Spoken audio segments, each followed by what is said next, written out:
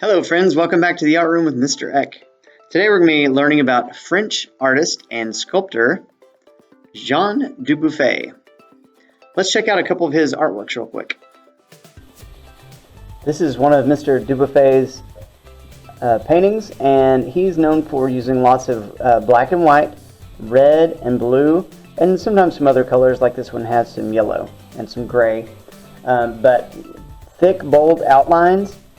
He likes to use stripes to kind of call out certain shapes, but really pretty simplistic, and yet when you put it all together, it's pretty complex, pretty neat stuff. Let's look at one of his sculptures. This one is actually in downtown Houston, so I've seen this one several times, and you can kind of walk through it. It's pretty neat. Again, we see the kind of organic shapes.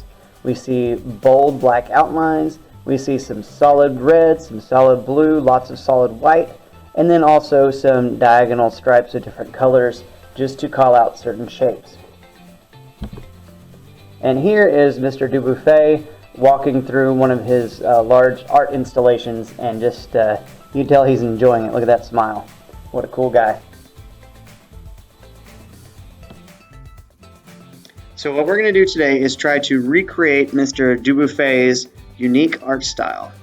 And I was trying to think the best way to help us draw in his style. And here's what I want you to try. Instead of holding your pencil like this when you draw, I want you to hold it like this. And yeah, we're going to be drawing like this. I think this will give us the those unique organic shapes that made up his artwork. So let's try that right now. Dubuffet's shapes that he made his artwork with, this is a kind of a quick sketch I did on a post-it note. There's two different kinds of shapes. There's geometric shapes, which are circles, squares, triangles, ovals, that kind of thing. But anything that's more rounded and doesn't fit into one of those geometric shape categories is considered an organic shape. And Dubuffet's art was all about organic lines and shapes. So I'm going to try to recreate something like this with holding my pencil like this. I'm going to try to make a bunch of organic shapes, and I'm going to try to make them overlap, and I'm going to try to put some shapes inside other shapes, and I'm going to fill up my whole page with interesting organic lines and shapes. And then I'm going to paint it, which we'll talk about in just a second.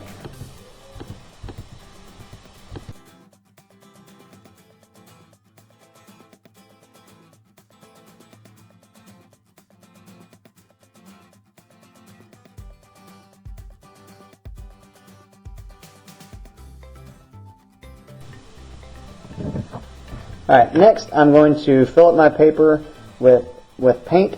Dubuffet also left a lot of white in his artwork, so some of this paper will stay white.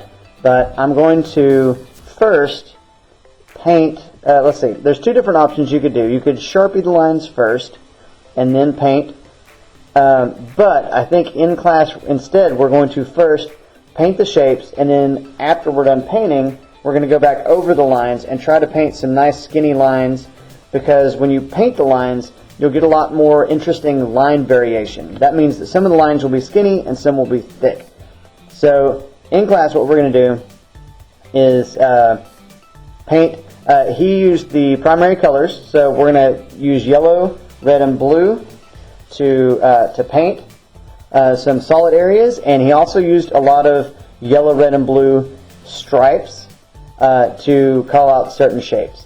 So a mixture of those things, and then after we add the colors, then we're going to do black line outlines using the black paint. So let's go ahead and get started.